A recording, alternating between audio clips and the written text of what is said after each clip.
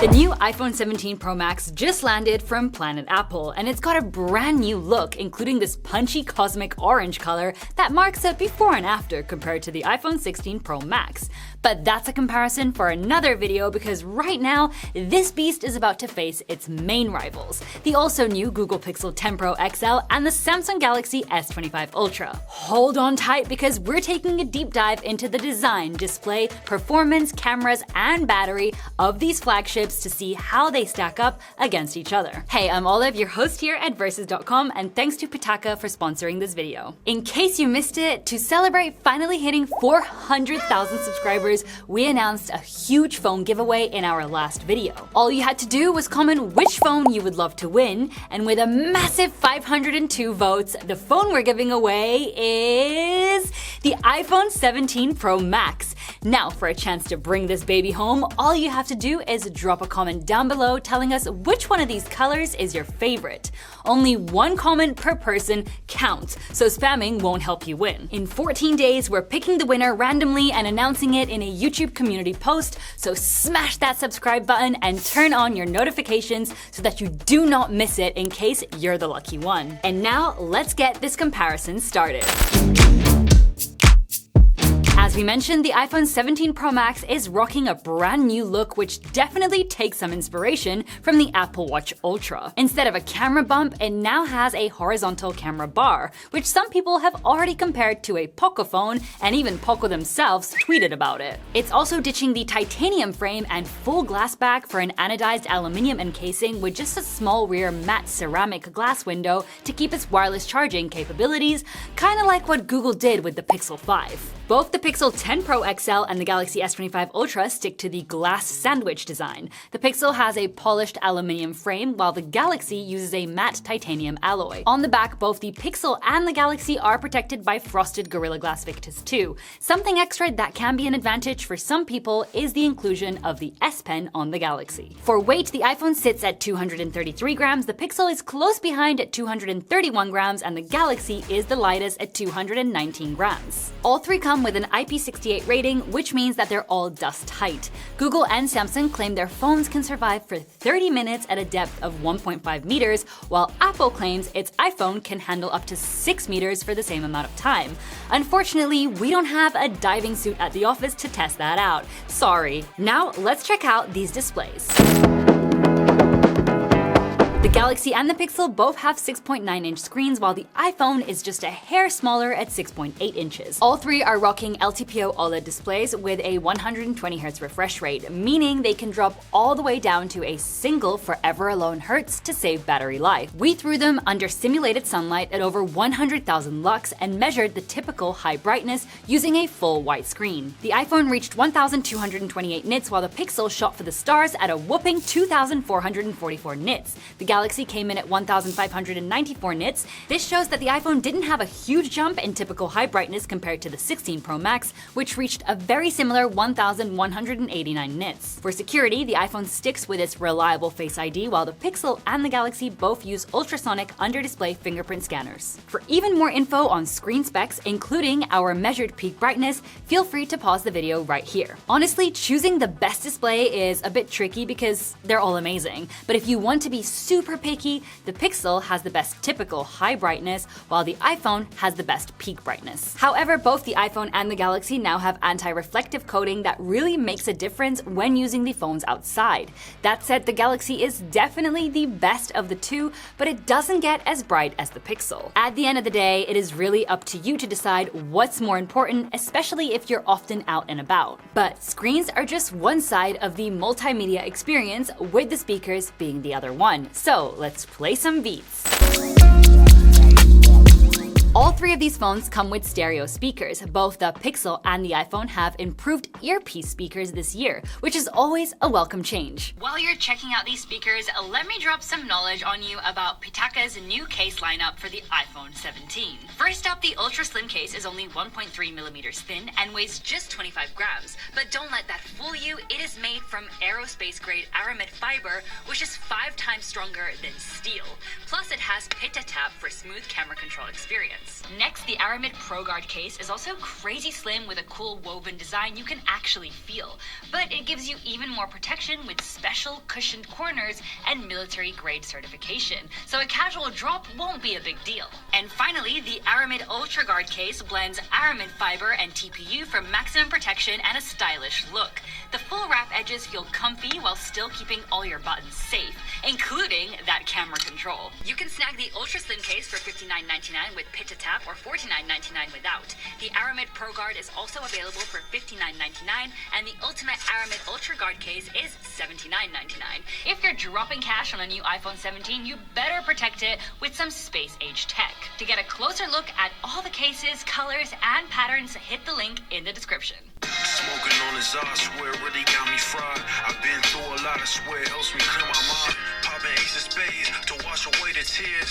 I ain't seen an L in the last 5 years. Only hit my phone if you need a 3-5. We making business moves, everyone is justified. My old lady dialed me up like when you coming home. I'm a man in these streets is my home. Popping ace of spades to wash away the tears. I ain't seen an L in the last 5 years. I switched the Prezi out for the day just. Sometimes I gotta ask God why they hate us. Honestly, all three of these sound really good. But if we have to get super picky, in person the Pixel definitely has the highest volume and the richest bass, but you do hear some cracking when we really push the volume all the way up. Both the iPhone and the Galaxy sound much cleaner and have better treble, but the iPhone has slightly better bass sitting right under the Pixel. But now let's pick up these bad boys and check out those cameras. Just a heads up, this is a general overview of the specs. If you want to see a really full, in-depth camera comparison, you'll need to tap this link right here. So for the main camera, the iPhone is sticking with a 48 megapixel shooter, which is the same one used in the 16 Pro Max. The Galaxy, meanwhile, is playing the big numbers game with a massive 200 megapixel sensor. Finally, the Pixel comes with a 50 megapixel main camera that has 2 times better optical stabilization compared to the Pixel 9 Pro XL. Moving to ultra-wide, the iPhone's camera is unchanged this year at 48 megapixels, which is essentially the same megapixel count as the Pixel. The Galaxy, however, steps it up with a 50 megapixel ultra-wide camera. Just so you know, these cameras are perfect for reenacting those 90s hip-hop album covers. Now, for zoom, the iPhone is loaded with a new 48 megapixel periscope telephoto lens with 4 times optical zoom, which is one of the reasons for that new chunky camera bar. Oh, and that hyped 8 times optical zoom is just marketing, as it's just a 50% crop on the middle of the sensor. The Pixel also has a 48 megapixel periscope telephoto, but it offers a further 5 times optical zoom. The Galaxy has its classic dual lens setup, a 10 megapixel telephoto with 3 times optical zoom, and a larger 50 megapixel periscope telephoto with 5 times optical zoom. When it comes to video, the iPhone can shoot at a maximum resolution of 4K at 120 FPS. It also, for the first time, lets you film in ProRes RAW, which preserves all of the camera's sensor data, allowing you to tweak all settings in post-production without losing quality. The Galaxy goes for pure resolution with 8K at 30 FPS and offers log video recording for filmmakers, or just in case you want to avoid heavy post-processing. The Pixel trails behind at just 4K 60 FPS natively, and we do know the Pixel has video boost for 8K video, but that happens in the cloud and can take over 20 hours to process. However, one hidden feature is support for DCG 12-bit video, which stands for dual conversion gain, meaning the sensor can film at 2 ISO levels at the same time and then merge them to create video with considerably less noise. However, you can only access this feature with third-party camera apps like Motion Cam Pro so far. For ultra-wide video, things are a little different. The iPhone and the Pixel top out at 4K 60 FPS, but the Galaxy can still shoot in 8K at 30 FPS here. Finally, the front camera. The iPhone has a new 18 megapixel camera with a square sensor that lets you choose between horizontal, square, and vertical formats without rotating your phone. A very useful feature that we really hope makes it to more devices. The Galaxy has a traditional 12 megapixel front cam, while the Pixel comes stuffed with a 42 megapixel shooter. For video, all three can shoot at a maximum of 4K 60 FPS, so it really comes down to post-processing to pick the best one. As we said before, this is just a quick look at how these cameras perform. By the way, we have noticed that a ton of you guys are watching our videos, but haven't hit that subscribe button yet. So if you want to keep getting more more awesome tech content, boop that subscribe button. And hey, if you're curious about any of these phones and want to check them out for yourselves, we've got direct links for you in the description below. All right, now let's allow these guys to flex their muscles. The iPhone runs on the new Apple A19 Pro chipset. The Pixel has the new Tensor G5, which is built by TSMC on the 3nm process. Meanwhile, the Galaxy is rocking an overclocked Snapdragon 8 Elite for Galaxy. For RAM, the iPhone and the Galaxy have 12GB, while the Pixel steps it up to 16GB, though 3GB are reportedly locked away for its AI features. As a quick note, both the iPhone and the Pixel are eSIM exclusive in the States, but in the rest of the world, they support both physical and virtual SIMs. Here you can also check out the other RAM and storage options available, though that 16GB of RAM configuration on the Galaxy is only available in limited Asian markets. But to really see what these phones can do, we'll throw them into some real-world testing, starting with gaming. We'll run 30-minute sessions with cooldown time in between. First up, Grid Legends in graphics mode. The Pixel is immediately off to a bad start, as its Tensor chipset doesn't even support this game, despite the game being out for a while already. The iPhone and the Galaxy, on the other hand, showed really stable FPS and almost identical temperatures. Next, we launched Withering Waves and cranked the graphics all the way up. This time, the iPhone showed much better stability, only dropping to 56 FPS, plus it was the coldest here. The Pixel performed just like the Galaxy, but it did get the hottest of the three. Moving on from gaming, we exported 99 photos in Lightroom. The very first across the line was the Galaxy, followed by the iPhone less than a minute later. The Pixel, however, took a whole 10 minutes to finish the task. Ouch. Next, we rendered a 3-minute 4K 30fps video in CapCut. Here we got wildly different results, with the iPhone being the quickest, followed by the Pixel and the Galaxy landing last. Still, all three finished in under a minute. But now, let's check out some benchmarks. In Geekbench 6, the new iPhone, just like the 16 Pro Max, comes up once again as the best performer between these three brands. The Galaxy comes in second, and the Pixel trails with really low numbers. In 3D Mark's Wildlife Extreme Stress Test, it's the Galaxy that takes the top spot for the best loop performance. However, for the lowest loop, the iPhone comes up with the highest score, meaning that it has the best performance stability under sustained load.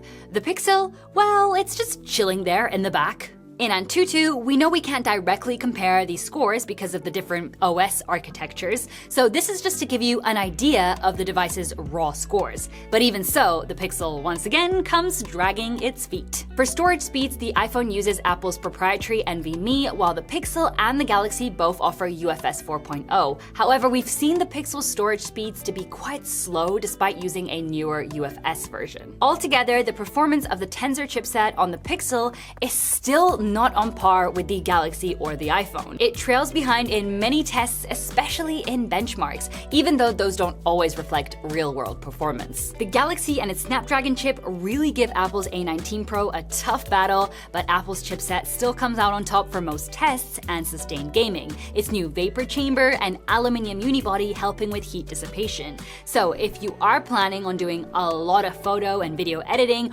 or heavy gaming, the Galaxy and the iPhone are your only real choices. But now let's see what's up with the software. The iPhone is running the newly renamed iOS 26, while the Pixel comes with the nicknamed Pixel UI. The Galaxy has the freshly released One UI 8. Both the Galaxy and the Pixel are based on Android 16. For software support, Apple usually doesn't give an official number, but their support generally runs for around 7 years. On the other hand, Google and Samsung are officially promising 7 years of both OS and security updates. Now, let's take a closer look at these UIs. On the iPhone, the biggest change is the new liquid glass interface, which takes a page out of Windows Vista's book, transforming physical materials into the digital world.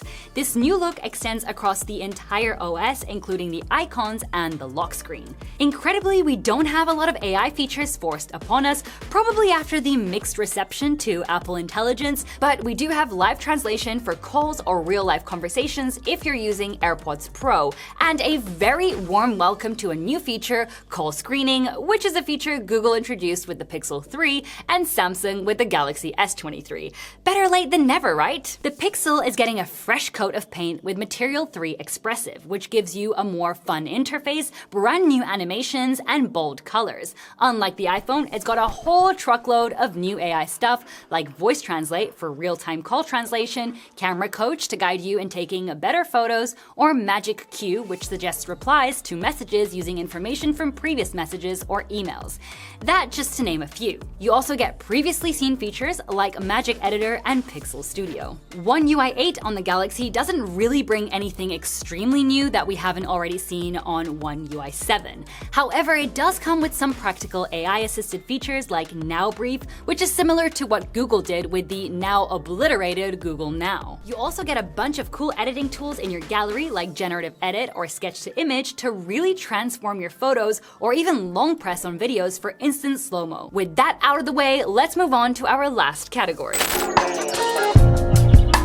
Powering these expensive Tamagotchis, we have two capacities for the iPhone, a 4,832 mAh battery on the international model with a SIM tray, which is the one we have, or a bigger 5,088 mAh battery on the eSIM only US version, which occupies the SIM tray space. The Pixel comes with a 5,200 mAh battery, and the Galaxy has a 5,000 mAh cell, making it the smallest battery if you consider the US iPhone. For wired charging, Apple, as always, doesn't give numbers, but they claim the iPhone can get to 50% in just 20 minutes. Both Google and Samsung are packing their phones with 45 watts wired charging speeds. For wireless charging, the iPhone and the Pixel both support up to 25 watts thanks to MagSafe, Pixel Snap, and Qi 2 compatibility. The Galaxy is Qi 2 ready, which means it supports the standard, but is missing the magnets, so it is limited to just 15 watts. All three phones support reverse wired charging, but only the iPhone and the Galaxy support reverse wireless charging. The iPhone, however, can only reverse charge other Apple accessories wirelessly,